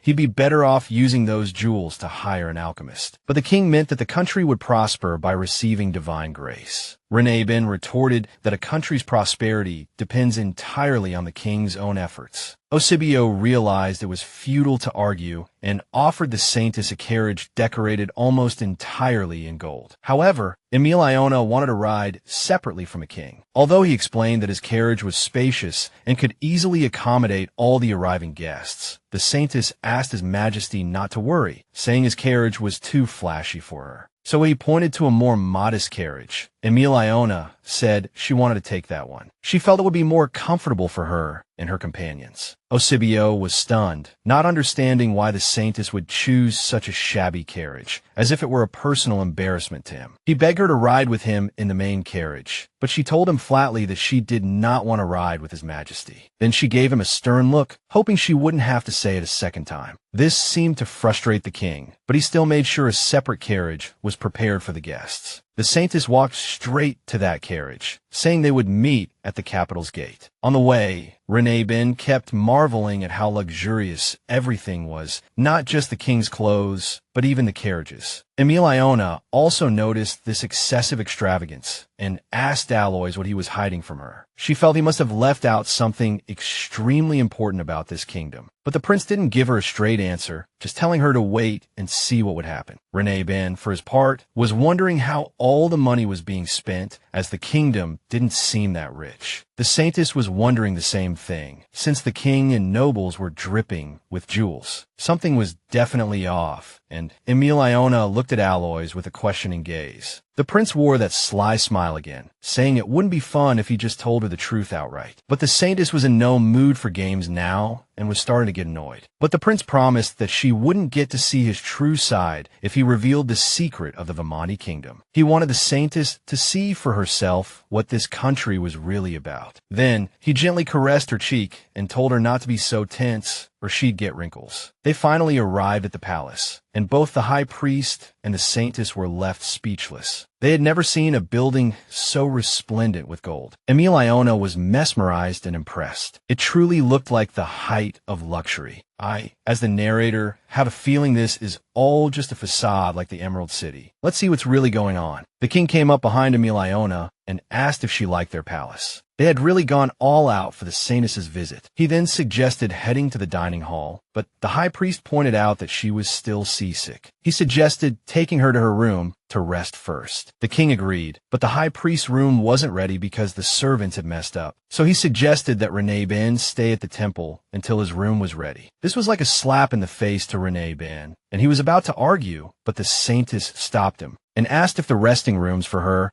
and Prince Aloys were ready. A smile returned to Eusebio's chubby, wrinkled face as he confirmed that everything was prepared. Hearing this, Emilione announced that Ranella wouldn't need to stay at the temple, as he could use the room prepared for her. The high priest was very embarrassed. He couldn't just take the Saintess's place. But the king was more curious about where Lady Emilione intended to sleep. Prince Aloys answered for her, suggesting that if the Saintess agreed, she could share a room with him. The girl agreed to his idea and suggested they go and get settled. With that, they headed towards the palace, with the king trying his best to hide his anger. First, he wanted to teach that high priest a lesson, and now the Saintess herself seemed too full of herself. Even inside the palace, Ranella was still uneasy about staying in Emilione's room, but she reassured him that they would be staying together, which only made him more anxious. The same went for the prince, who thought they had already agreed to stay in his room. Besides, Aloys would have to explain the situation to everyone who thought he and Emilione were a couple. Then she realized this could cause some malicious rumors, as she and Ranella had been together for a long time. Just then, they reached the prince's room, and a maid announced that everything was ready for them. Aloys headed for the door first, while Ranella kept asking the Saintess what they should do. Just then, she had a brilliant idea. She would sleep by herself and have Ranella and Aloys stay together. The high priest was relieved that the Saintess wouldn't have to stay with the prince. But the prince was rather embarrassed, hoping they wouldn't get into a fight. Emilione headed to her room, but the prince stopped her. He moved closer and leaned in as if to give her a peck on the lips. The girl was stunned, truly thinking he was about to kiss her. But then, he plucked a feather from her hair that had somehow gotten stuck there. Still, she blushed. She felt silly for even thinking that, and thanked him for his kindness. Afterwards, His Highness left, but Emilione knew something was off. This guy was definitely playing games with her, and that whole feather incident was likely staged by him. As she pondered, Aloys walked away, glancing back at her from time to time. Later, the Saintess was sent a luxurious fur coat and other queen-level attire. The prince, who came to invite her to the dining hall, commented that the fur coat looked too bulky on her. Emilione took it off in a huff, but she pointed out that this kingdom was all about the combination of beauty and luxury. Aloys didn't take back his words, but he felt that the kingdom had gotten even weirder since he was last here. The clothes might look nice, but the Saintess felt like she was carrying a ton of bricks. Then, she suddenly caught a whiff of a foul odor and became very alert. The smell was wafting into the room from a window that wasn't fully closed. The noise from the street told Emilione that there might be monsters outside. The girl peeked out the window and saw the color of the sky change rapidly, as if everything was being choked by some eerie fog. She didn't spot any actual monsters, and the Saintess felt this might be some kind of prophecy for her. The sky returned to its blue color, and Emilione became very curious about the secrets this kingdom was hiding. On the way to the dining hall, Aloys noticed his companion was distracted. She smiled faintly and told a little lie, saying she was thinking about their future and still couldn't believe he would choose her. But he thought she was the most beautiful woman he had ever seen. He felt he had finally found what he had been looking for. Emilione thanked him for his sweet words. Then she asked the prince if he remembered when she confessed that she wanted to be acknowledged by her man. That moment was deeply etched in Aloys's memory, and he still remembered it vividly. Now, the Saintess asked him not to make her wait too long for that dream to come true. His Highness gently kissed his fiancée's hand and assured her that she would know everything soon. The royal family was already waiting in the dining hall for the arrival of their foreign guests. Eusebio tried to remain calm, but he couldn't shake off his resentment towards the Saintess's actions, and when the servant announced the guest's arrival, he sharply ordered the children to stand up at once. To show respect, he politely greeted the Saintess and the prince at the dinner party, and the king even stood up himself to pull out an ornate chair for her, gesturing for her to sit. She appreciated his courtesy and thanked him, then turned to Ranella and praised his work. The king interjected, wanting to ask Emilione a question he didn't get to ask last time. As the servant poured her wine, the girl paused, then took a sip, making it clear she wanted silence at the table, implying the king should shut up. This undoubtedly infuriated Eusebio, but he didn't argue. However, his daughter immediately asked the Saintess if she could ask a question, and Emilione allowed her to. She didn't want to speak to the king himself, but the little prince and princess were not like him and were quite cute. The little girl was curious why the Saintess left the empire. It was a strange question for a child her age, but the Saintess simply said she wanted to see other countries, and that was all. Then they started asking if she would stay in Amanta forever with Prince Aloys. The Saintess again patiently explained to the little ones that she would be returning home after some time. She somewhat hoped this would be the last question for the day, because it seemed the king had put the children up to asking these questions, figuring the Saintess wouldn't refuse them. Once the little ones quieted down, Osibio made a small request to Prince Aloys. He was very curious if His Highness had a young and beautiful princess for a sister. Hearing this question, the Saintess and the prince exchanged a meaningful glance. But it was obvious that the fat old man was looking for a wife for himself to become the queen of Amanta. So that the guests wouldn't think badly of him, Osibio sadly explained that the queen had passed away 3 months ago. Now he was looking for a new wife, someone as beautiful as his late queen. But the Saintess decided to give the old lecher a crash course in morality. She threw his own words back at him, reminding him that his wife had only passed away 3 months ago. Then, with a look of disgust, she shamed him for wanting to take a new bride so soon, especially a young woman who could be his daughter. Osibio was clearly shameless as he flew into a rage, his face turning red from the Saintess's sharp words. Saintess or not, he would not allow anyone to speak to him like that. Just then, Ranella intervened. He was ready to defend Emilione and intended to put the king in his place, but the girl calmed him down. She declared that there was no point in arguing with such a reckless person. The Saintess glanced at the king, guessing he wasn't too worried about divine punishment. Of course, she was just teasing him. Osibio immediately apologized for his outburst. He acted as if the warning about punishment was meant for someone else. Now he tried to act innocent and cute in front of the Saintess, but Emilione wasn't buying it. She warned him that if he disrespected her party again, he would face some extremely serious consequences. To this, His Majesty the King said nothing and tried to keep a low profile for the rest of the dinner. Prince Aloys, on the other hand, was secretly delighted that his future wife had so smoothly put the king in his place. Later, on the way to the lounge, His Highness asked the Saintess if she enjoyed the meal. The girl was satisfied with everything, although she found the dessert a bit too sweet. Aloys liked her assessment, as the chef was his spy, planted here 6 years ago. Emilione didn't quite understand, and then the prince announced that the food she ate was poisoned. For a moment, she was dismayed, thinking her fiancé had gone mad and decided to poison her. But as it turned out, that kind of poison had no effect on her. This substance barely works on ordinary people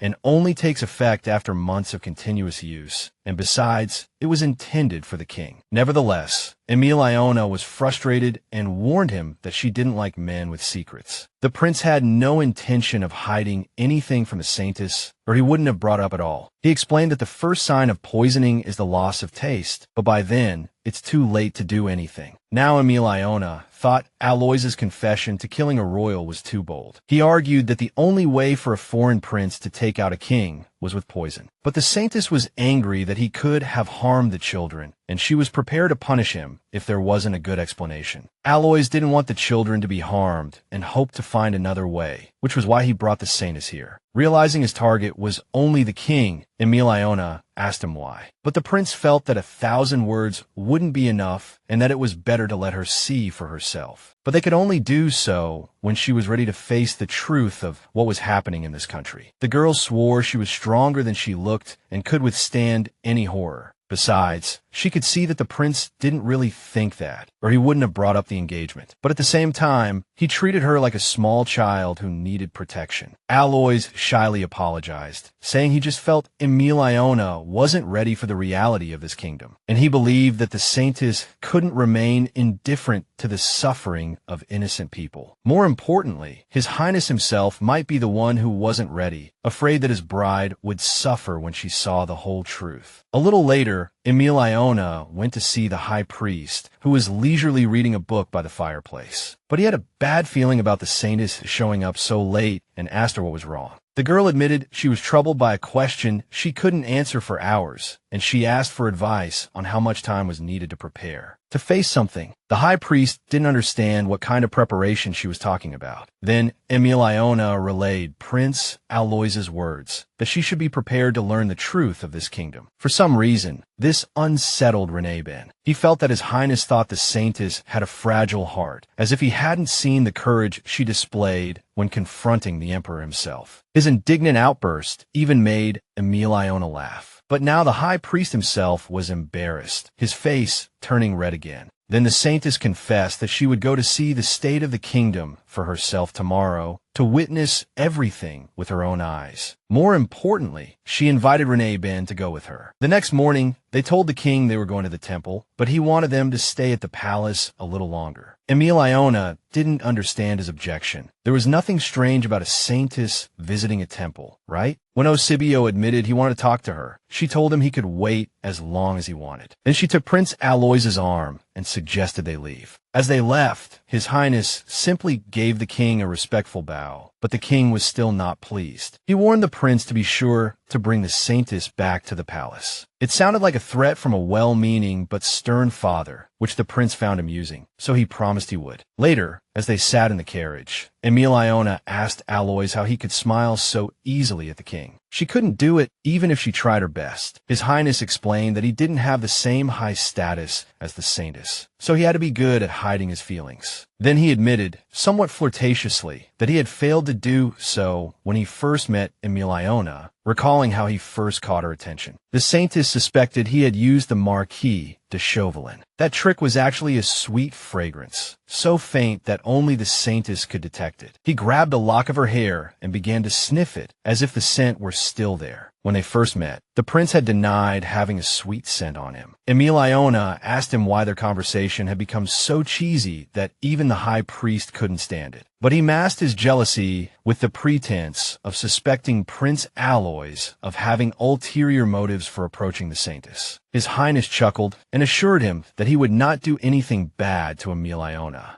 On the contrary, he wanted to prove to her that to create the world she dreamed of, she needed someone like him. Seeing how things were going, Emilione told Ranella to calm down no matter what. Things were going well now, so there was no need to be nervous. As long as the Saintess was happy, the high priest had no objections. The girl was about to smile back at him when she felt something rise in her throat. Her face turned sickly, and the sudden change in mood frightened the men. Emilione clutched her throat, saying hoarsely that she couldn't breathe, as if something was squeezing her. The explanation for this was that the Saintess could feel the cries of the people of Amanta. Now she began to understand why Aloys had brought her here, and she struggled to pull herself together. The high priest fussed over her, ready to help at a moment's notice. But then the carriage stopped, and His Highness announced they had arrived at the slums. They waited another minute for the Saintess to catch her breath. Afterward, she was ready to step out and see all the horrors the prince had warned her about. Outside, the high priest was the first to be stunned. It looked as if they had stumbled into hell. The filthy streets were lined with dilapidated shacks, with people lying nearby, so thin you could study their skeletons. The very air seemed to be filled with pain and suffering, giving off an extremely bad feeling. Spotting some people who looked somewhat healthy, a little girl started walking towards them, but her legs were so thin and weak that she began to falter after just a few steps. The Saintess managed to catch her, feeling a surge of anger that someone could do this to a child. The girl looked up at the Saintess with her sunken eyes, trying to say something. Her voice was also very faint, but she managed to ask if the woman was Sister Labera. Emilione explained that the girl was mistaken and that she was actually from the temple. Her heart broke seeing the emaciated, fallen body, so she used her divine power to make the girl feel better. The bruises and scrapes visible under her tattered clothes began to disappear. The child's complexion also became healthy, and she felt a surge of energy. Realizing it was this woman who had healed her, the little girl thanked her sincerely. Then she asked Aloys and Ranella to gather all these poor victims in one place, and it had to be done quickly. Emilione worked on those people for a whole week with almost no rest for herself. Her exhaustion was obvious, and the worried prince began to plead with her to take a proper rest. But the Saintess couldn't ignore the sick, and there were still so many outside. She told Aloys to stop chattering and helped bring them over for treatment. Emilione thought she could relax after healing the last patient, but then her vision started to blur, and she felt she was about to lose her footing. Then she pitched forward and fell to the ground. The last thing she saw was Prince Aloys lunging towards her, trying to catch her, before she felt herself fall into an empty void. There was nothing but emptiness. The prince managed to catch her and was about to carry her to a canvas bed. Ranella heard his shout and immediately rushed into the tent, knowing something had happened to the Saintess. Soon, the girl woke up and told them not to make a fuss, saying she was just a little dizzy. But the prince and the high priest didn't believe her, insisting that the Saintess get proper rest before continuing her healing. Emilione eagerly wanted to know when the priests of the Amanta kingdom would arrive. Ranella guessed they were delayed on their way to the slums due to the entry ban, but was sure they would arrive soon. After that, the Saintess finally agreed to take a break. Meanwhile, somewhere in the woods, a group of robed figures sat around a campfire, plotting to get rid of the Saintess while she was still in the slums. One of them doubted they could succeed, as she had divine protection. But then one man told them of a method that was guaranteed to work. What these people found even stranger was that he had ordered a stop to the killings, and had been acting strangely ever since meeting the Saintess. Therefore, they had to act faster to bring that person back to normal. From behind them, a voice came from the darkness of the forest, announcing that the person was his sister. It was Verin, who had discovered that dark mages wanted to harm the Saintess. The hooded figures didn't expect Duke Nestro to show up, but since he was in their way, they decided to deal with him on the spot. But Verin was ready to punish those who worshipped the darkness, preparing to unleash the light of retribution. A huge flash of light erupted where the villains were, but they managed to teleport away in time. Verin stared at the stones left where the filthy rats had been sitting, a plan forming in his mind. Later that night, Emilione was fast asleep in a hut lit by candlelight. Prince Aloys had been keeping watch by her bedside, watching her breathe. Suddenly, he heard his cousin's voice. He had entered so quietly that the prince was chilled by the sudden surprise. He turned to see Verin leaning against the doorframe. He asked him what on earth he was doing in the Amanta kingdom, and it turned out the Duke had something to deliver. He took out an ancient, round locket on a long chain. It was an artifact that Prince Aloys himself had asked him to procure a while ago. After taking the item, Aloys praised Verin as the finest mage in the entire empire. This item would be of great help to the Saintess, but his praise sounded a bit fake to the Duke. He was curious why the Saintess looked so exhausted. She wasn't even listening to them. When he learned she had been treating patients for a whole week, the Duke wasn't surprised. She always took on things like this. Then he quietly told the prince that dark mages were trying to get rid of the girl. He also found Ranella's behavior strange, as if she was preparing to run away. He didn't know why, but he noticed his sister had started following Aloys and Emilione after they left the capital. So he told the prince to stay on his guard. In any case, he wasn't going anywhere and was ready to protect the Saintess. He planned to deal with his sister later, but Aloys told Verin to go back and not to worry. Now that he had the artifact and he was here, he was sure no one could harm the Saintess anymore. A little while later, Emilione woke up and immediately went back to treating the sick. They were all lying on blankets on the ground, so she had to kneel beside them. Ranella kept asking how she was feeling, and each time she swore she was fine. But it should be easier for her now, as the priests of Amanta had finally arrived. She wasn't very happy to see them, though, because they had taken so long to arrive. She didn't even want to hear their excuses, but it's not like they could say much else to defend themselves. Just then, Aloys appeared and told her the carriage to the temple was ready. Ranella told her to leave without worry and promised he would handle everything here. Having the priest here was a relief for Emilione. She could trust the high priest and told him not to take too long. On the way, the prince confessed that he had been doing things in the Saintess's name, but not for bad reasons. Emilione felt a wave of relief. At first, she thought this would never end, but now she was happy to see so many people healed. It turned out all these people were just a small fraction of the kingdom's total population. Then Aloys took out some documents, and the Saintess tensed up. The prince had waited a long time to show her this, but he felt now was the right time. Emilione read the documents carefully for a moment, and she couldn't believe what she was seeing. The problem was that the people of Amanta had been squeezed dry for the extravagant lifestyles of the king and the nobles. The priests tried to protect the people and resist the king, but their power was not strong enough. Eventually, they managed to protect half the population within the temple, on the condition that His Majesty the King would not interfere. But those not under the temple's protection were cruelly exploited, forced to work on meaningless construction projects and mine for gems. All this was just to satisfy the vanity of the king and the nobles, and under the guise of supervising the work, the people were abused. The villages near the mines turned into slums, and priests were even restricted from entering them. Emilione simply couldn't understand how such horrors could happen on the very land where the temple stood. So she decided that tonight, in the name of the Saintess, a trial would be held, a trial of the king of Amanta. When he was brought into the hall, the Saintess demanded that he confess his crimes, that for personal gain, not for the good of the country, he had violently exploited the people. Eusebio remained silent with his head bowed, as if he had nothing to say. When Emilione demanded an answer again, he angrily declared it wasn't his fault. He pretended he was only now hearing about the horrors that took place on the temple's lands. Seeing that the man wouldn't confess, Emilione had Aloys hand her the documents. Then she asked the king if he knew about these documents. Eusebio's face immediately twisted in fear, as he was sure those papers had been destroyed. The girl went on to say that the documents bore the royal seal, confirming their authenticity. The documents stated that in exchange for protecting half the people, the king agreed not to interfere with the fate of the rest. After quoting these words, the Saintess angrily threw the documents at His Majesty the King. He started shouting that it was a conspiracy, that someone had framed him to take the fall. But Emilione didn't believe him and refused to hear any excuses, as she had witnessed everything with her own eyes. From that moment on, by the authority of the Saintess, she ordered the dethronement of the king of Amanta. As the guards approached Eusebio to take him to the cells, he began to beg for mercy. He was also furious that the knights dared to touch a royal and threaten them with death. On top of that, he threatened the Saintess who had betrayed him, saying she would pay for everything. This behavior was proof enough of his guilt, and now he would spend the rest of his life in a cold prison. Soon, the king was taken away, and quiet finally returned to the hall. On a bench among some court witnesses sat a blonde-haired girl. Somehow, the Saintess knew this was Princess Labera of Amanta, and she asked her to come forward. The girl was nervous, not knowing what was wanted of her, but she obeyed the Saintess's command. The Saintess had heard that years ago, Labera was exiled to the edge of the city because of her commoner blood. The girl blamed herself for not having noble blood, but had nothing to do with one's birth. What matters is what you do. Besides, rumor had it that she tried to save the people and never stopped trying to learn. Emilione had learned all this from the priests and residents of Amanta. Without that girl, many would have died, so the country needed someone like her. Emilione walked up to Labera, placed her hands on her shoulders, and then asked her to become a just ruler and guide Amanta onto the right path. In other words, Labera was about to become the queen of the country she had always defended. That day, for the first time in history, a woman became the ruler of a kingdom. Emilione personally crowned the princess, who, despite her origins, became the best candidate for the position thanks to her outstanding intellect. Now that Labera was queen, the Saintess had to leave, though she was a little sad. She had developed some affection for the place, but she couldn't stay. She still had things to do. Suddenly, she asked Aloys what she should do when she met nobles from other countries. It seemed like a silly question to ask the prince, but he just told her to act normally. The girl thought about it, which basically gave her the freedom to do as she pleased. Suddenly, the carriage they were all riding in gave a violent jolt, and then stopped. They all felt the bump, but Ranella was mainly concerned about whether the Saintess was hurt. She was a little startled, but overall she was fine. Prince Aloys was also okay, so Emilione suggested they get out and take a look. Outside, the coachman began to apologize to the Saintess, but she knew it wasn't his fault. It was more likely that someone had set a magical trap on the road, which meant it was a planned attack. As they tried to figure out the situation, a mysterious figure watched them from behind the trees. But the crash wasn't the worst thing to happen on the road. An arrow suddenly flew out of nowhere and hit the carriage, but the Saintess's arm was grazed. As Ranella was bandaging her wound, Aloys shouted at the attacker, telling him to stop hiding in the bushes and show himself. Emilione felt a wave of dizziness wash over her. Although the arrow had only grazed her, it was likely tainted with monster blood. Then, the three of them heard something moving towards them from deep within the forest. The next minute, they saw a group of people in robes, their faces hidden under large hoods. The coachman was immediately terrified, as if he knew exactly what kind of strange people these were. Prince Aloys instantly realized they were the dark mages Duke Veron had warned him about. They all immediately knocked their arrows, preparing to attack the travelers again. A dense shower of arrows rained down on the Saintess in an instant, and it looked like she was done for. But she wasn't one to be taken down easily. She used her divine power to summon a shield, blocking all the arrows. She was furious that someone would dare to oppose the representative of the gods. The robed figures were all stunned. They hadn't expected the girl to be able to block such an attack. But Prince Aloys, he never doubted that his fiancée could handle it. She might not have dodged the first strike, but that was purely because it was a surprise attack. Then, dark energy from an unknown source began to swirl around Emilione, pressing in on her from all sides. The Saintess struggled, unable to move, and then she began to float upwards. It was clear someone was using some kind of powerful dark magic. Everything happening before them looked like an attack from anti-divine mages. They began to mock her, saying the Saintess who thought she was a child of the gods was taken care of just like that. One of them prepared to attack again, convinced that her power was greatly exaggerated. But Emilione just hissed that it was a huge mistake for them to show their faces to her. The mage couldn't understand why she wasn't quietly praying, but was instead running her mouth. Before her demise, the Saintess realized she was exhausted after using divine punishment, her magical power completely depleted. Aloys finally decided to step in and help. What on earth were he and Ranella waiting for? It turned out the prince had prepared the artifact his cousin had given him. Aloys gripped the pendant, transforming it into a divine bow, and knocked a matching arrow. The arrow flew instantly towards the villain's leader, shattering the ball of dark energy in his hand. At that moment, the shackles of dark magic binding the Saintess broke, and she began to fall, though not from a great height. But Ranella caught her in time, worried that the dark energy might have seriously injured her. In the high priest's arms, the Saintess opened her eyes and assured him she was fine. Right now, she was more worried that the enemies were still here. The strange figures shrieked that this wasn't over, that the gods were dead, and that they would shatter the Saintess's illusions. Emilione broke free from Reneben's embrace and told him and the prince to stand back. Knowing the high priest would object, she immediately told him not to worry, saying she really felt much better, and reiterated that she was much stronger than Ranella imagined. Then she turned to the dark mage, deciding to argue with him about the existence of the gods. His claim that the gods didn't exist enraged her, and she began to gather energy in her hands, like blue lightning. Then she aimed the ball of energy at the villain who dared to attack her and insult the gods. A bright light flashed, and the villain's magic began to fade. They themselves began to have trouble breathing, but their leader grew even angrier, ordering everyone to attack the Saintess again. But seeing that his subordinates were useless, he began to prepare to eliminate the Saintess himself. Prince Aloys was perfectly capable of dealing with those whose magic was nearly depleted. He once again drew the string of his magical artifact bow. An arrow was fired. This time, the attack on the villains was much more fatal, and their leader realized a very powerful artifact was involved, one he couldn't fight against on his own. He ordered the survivors to retreat immediately. He gave Emilione one last look, and his words, "We'll meet again," sounded like a curse. The next second, the villains vanished without a trace, and Emilione stared in that direction for a moment. She just couldn't figure out who was so desperate to kill her. The prince could see the Saintess's desire for the truth, but he couldn't help her right now. When Duke Veron came to him, he had asked the prince not to mention anything about Ranella to the Saintess for the time being. All he did was tell Emilione that they would find that villain one day. Then he told her to take care of herself, because fighting dark mages was extremely dangerous. At least it was all over. But the Saintess was lost in thought again. They were going to be stuck on a ship again, and Emilione felt her seasickness returning. She fought against motion sickness again, feeling like it was her most terrifying enemy, one that even her divine power couldn't help with. But she tried to stay strong. Seeing the prince constantly taking care of her, Emilione told him to get some rest himself. But the man didn't feel tired. Besides, for an illegitimate son like him, death was always a constant companion. To survive, he was used to staying up all night, keeping watch over his surroundings. It was a bit strange that the Saintess was only now learning about his difficult childhood, but he just didn't want her to see his weak side. Aloys had to fight with all his might to protect himself, and he had fought off almost as many enemies as Emilione had now. For a moment, their eyes met, and a silence fell between them, letting them soak in each other's presence. But then another wave of nausea hit, and the Saintess actually felt a little embarrassed. To distract her, Aloys told her they were heading to a place where he could properly pamper his bride. He also told her not to think about anything bad, but to just trust him and enjoy the journey. The Saintess agreed, but for some reason, his talk of enjoyment made her uneasy. Soon, they arrived at a place very popular with high-ranking nobles. Aloys suggested they change their clothes, as the clerical robes would be very conspicuous. He led the Saintess and the others to a room to rest while waiting for new clothes to be delivered. This room is much more comfortable than I expected. Those chairs are comfortable. Renee Ben, why don't you relax while we wait for the prince? No, he disagreed, saying, we don't know this country. I must stay by your side. The man was still shaken after the attack in Vermont. Of course, I understood his concern, but we all needed to rest. I again told him to sit down and relax. I said I would feel guilty if he wore himself out. I patted his head and told him to save his strength for when it was really needed. The high priest became flustered, as if he wanted to say something. Then the door behind us opened, and Aloys walked in holding a box. He had changed into a uniform that was very suitable for where we were going next. So Emilione realized they would have to pose as high-ranking nobles. She wasn't very excited about it. Then the prince handed her a box containing an outfit. When she took a closer look, she couldn't believe Aloys wanted her to wear something like that. Later that evening, after resting, the three of them went out for a walk. Passers-by kept turning their heads to stare at them, but no one said anything. The Saintess thought to herself that she must look incredibly strange. She was actually wearing a dress that was practically topless, paired with a fur shawl and a white wig. It was obvious she looked more like a prostitute, but the prince assured her there was nothing wrong with the outfit. To stop the Saintess from worrying, he leaned in close and told her that no matter what she wore, she would always be beautiful, especially in his eyes. Emilione wasn't asking if she looked good. She was worried it was too revealing. They had now reached the residential area of the port, but the prince would soon take the Saintess to a place where she could truly relax. After passing through a few blocks, they approached a building with 2 guards standing at the entrance. The guards immediately prepared to drive away the uninvited guests, but Aloys stepped forward and said in a calm and confident voice that he had come at the invitation of the Burning Butterfly. The guards exchanged a look. It was clearly the password for entry. Before the prince and the Saintess, the large doors opened, revealing a stone staircase leading underground. Descending the stairs, they entered a spacious hall with many doors.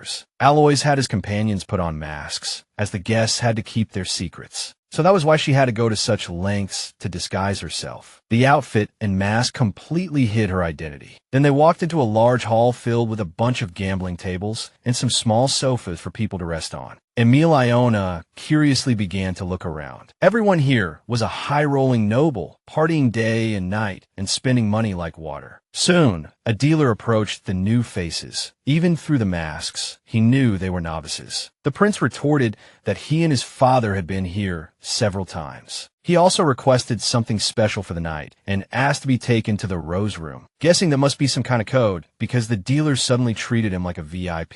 He immediately began to escort them to the room, and Emilione looked around as she walked. She even thought that if the capital had a casino, it would probably look just like this. They were led to a card table and wished good luck in their game. The Saintess felt a thrill of excitement, admitting that she was known as the Queen of Games back at the temple. A guy in a dog mask realized they had new guests, referring to the prince. Then he started to pick a fight with him, calling him an idiot for bringing his woman here. Emilione shot back sharply that their relationship was nobody's business, especially not this loudmouth's. Then she found a seat at the table and announced she was here to play. A lady in a rabbit mask thought she was bold, but said they didn't usually play with novices. Besides, she guessed this newcomer probably only brought a few gold coins. To try her luck, suddenly, Aloys slapped some documents on the table, hoping they would serve as a stake. Emilione glanced at the documents and confirmed they were more than adequate. Then she turned to the house, asking what game he'd like to play, which caught the other players a bit off guard. The dealer told Emilione she could choose, so she picked the classic card game, poker. A few guys at the table snickered, thinking this chick would lose everything on the first hand. Then she picked up her cards and immediately got an ace and a two of clubs. With a smug and confident smile on her face, she pushed all her chips to the center of the table, announcing she was going all in. And by all, I mean the rights to the western territories of the EC Kingdom. Some looked at her as if she were a complete idiot, while others decided to fold, not wanting to watch the impending disaster. But the guy in the crow's beak mask was interested. He was sure he could crush this novice. He didn't care about her background, but he warned her that if she underestimated him, she wouldn't get away so easily. After a while, the third round of the game began. Emilione slapped her cards on the table again, and it was clear she had won once more. The guy in the raven mask seemed to have forgotten about beginner's luck, or perhaps the Saintess just had a special talent. She excitedly calculated in her head how much she had already won in such a short time. She also joked that the veteran who had been bragging so much had lost again. But then he jumped up in a rage and spat on the chips. He said if the novice wanted the money, she could try and take it. Emilione slowly stood up, as if she had been waiting for this idiot to make the first move. She swept the chips onto the floor, walked up to him, and said she was willing to give him all his money back, but only if he knelt down and begged her, picking up the chips in that same position in front of her. He had to act before she changed her mind. The guy figured no one would recognize him like this anyway, so he started picking up the chips, not realizing Emilione was standing right over him. She took pleasure in humiliating one of the nobles. Then she wondered where Aloys would take her next, but he let her choose the game. Just then, a lady approached them and proposed they play together. Her face was partially hidden by a mask, but from the wrinkles, you could tell she was certainly not young. Emilione immediately accepted her invitation, and they headed to another table. After a while, the Saintess was winning again and again, and she started to get bored. She couldn't wait for Aloys to finally satisfy her, but the prince told her to wait a little longer. At the next table, a dealer in a white uniform approached, which made her stand out from the other dealers. A certain noble had taken over that table, winning 10 times in a row, and no one dared to risk their money anymore. Emilione noticed the commotion and curiously wondered what was going on. It looked like a game was about to start, and the dealer was the chick in white, which usually meant your chances of winning were slim. But the Saintess had already plopped down at the table, announcing she was in. The dealer greeted her, then pointed to a guy who had bet an olive tree from Novitio. Hearing about the tree, Emilione was lost in thought. That thing symbolized the goddess Medio, as well as the prosperity and peace of the entire Novitio kingdom. It was a very precious and rare tree, and there were only a few in the entire imperial temple. Just as the Saintess was racking her brain, trying to figure out how this guy got his hands on it, the dealer asked what the newcomer planned to bet. Since the man had bet an olive tree, the girl decided to bet a parola flower. The guy was stunned, because rumor had it that the flower grew from the tears of the god Pearl. Even in her homeland, it was a super rare item. But Emilione claimed she had documents to prove it was hers. The dealer took the documents the Saintess handed her and confirmed it was a valuable bet. Only Prince Aloys had his doubts, thinking it wasn't worth the risk of losing the flower. But Emilione was sure she wouldn't lose. She gave the prince a look that made him feel guilty, so he apologized for speaking without thinking. The player figured that if she could bet that flower, her opponent must be from a powerful family. He didn't think he was stupid enough to lose to some noblewoman. Emilione stared at him for a few seconds, then broke into a smile and announced that, actually yes, he was that stupid. He dared to gamble with an olive tree, and if someone like the Saintess found out, he'd be finished. But for now, while he was still angry about being insulted by a girl, it was time to play with symbols of the gods. You could feel the cultural heritage hanging in the balance, and Emilione was ready to win it back. The gambler composed himself and told his opponent to choose the game. Then she pulled a trick, slapping a box on the table. Where on earth did she hide that thing? The game was simple. Answer every question truthfully. The Saintess was already rubbing her hands together. The box was a magical lie detector, and the first person to lie would lose. The guy blew up again, saying it wasn't fair for her to use some unproven magic trick. But the Saintess reminded him that he was the one who let her choose the game. Now it seemed he wasn't going to keep his promise. He could only grit his teeth and agree to play their stupid game. In a sour tone, he told the dealer in white to get on with it, hoping to get it over with quickly. Emilione decided to question the guy first. She definitely had some trick up her sleeve again. The player asked her a stupid question, like if she was sure she could win this ridiculous game. The Saintess placed her hand on the box and confidently gave an affirmative answer. Now, it was her turn to ask, and she remembered that people here wore masks to hide their identities. But if she could figure out where the guy across from her was from, she would basically know who he was. So she demanded to know if he was a noble from the Nezuko kingdom. The guy was stunned, wondering how she guessed, but he admitted it. The next question was even stranger. He wanted to know if the man next to her was her lover. So the player figured this broad was in an unhappy marriage. He was probably just trying to attack randomly, but the Saintess simply said she didn't have a husband. The dealer took that as an answer, and now it was her turn to ask again. The Saintess knew that in Nezuko, they gifted an olive tree every year to the one who guarded the harsh lands of Urdua. It didn't take much for her to come up with another question, implying that her opponent was a noble guard from the Urdua family. This time, the guy jumped up in anger, knocking over his chair in his haste. He accused the lady of being tactless in this game, saying some lines shouldn't be crossed. But the dealer stopped him, explaining that aggressive behavior could be considered a loss. Plus, if the terms of the bet weren't met, he would have to pay his opponent 5 times the amount. This made the gambler even more furious. He slapped the documents on the table and finally admitted defeat. The guy stormed away from the table, and Prince Aloys wondered how the Saintess knew all that. She had noticed the stone on his ring, a type of stone only found in Urdua. Plus, sword masters for Nezuko have unique calluses on their hands. Based on that, he was an easy target to figure out. Just then, the dealer came over and asked if they had been to the Crimson Seed. The prince admitted he had and realized they were being invited there. Now, Emilione noticed the ladies whispering about them going to the Crimson Seat after causing such a scene, and she was very curious about what kind of place that was. The Saintess and the prince followed the dealer to a locked door. The dealer turned the key a few times. Behind the door was another stone spiral staircase leading underground, and the dealer told them to follow her. She also told them to watch their step, as the light below was very dim. The further down they went, the stronger the unpleasant smell that Emilione had been noticing recently became. And no, don't think it was someone who farted out of fear. Aloys noticed the Saintess's concern, and she explained that she was bothered by the smell, which was getting stronger as they descended. When the smell became quite noticeable, the dealer announced they had arrived. The woman pointed to a door, and the guests had to open it and enter by themselves. She herself decided to leave them, which made Emilione even more curious. His Highness grabbed the doorknob, guessing that the source of the smell the Saintess could detect was inside. When he opened the door, they saw an ordinary room with several beds, with people lying on them. They were all hooked up to intravenous drips. The place felt like some kind of laboratory for housing test subjects. The prince explained that during the war, nobles needed blood transfusions and looked for people with matching blood types. And this place was created for the purpose of trading blood, which was collected here. It was called the Crimson Seed.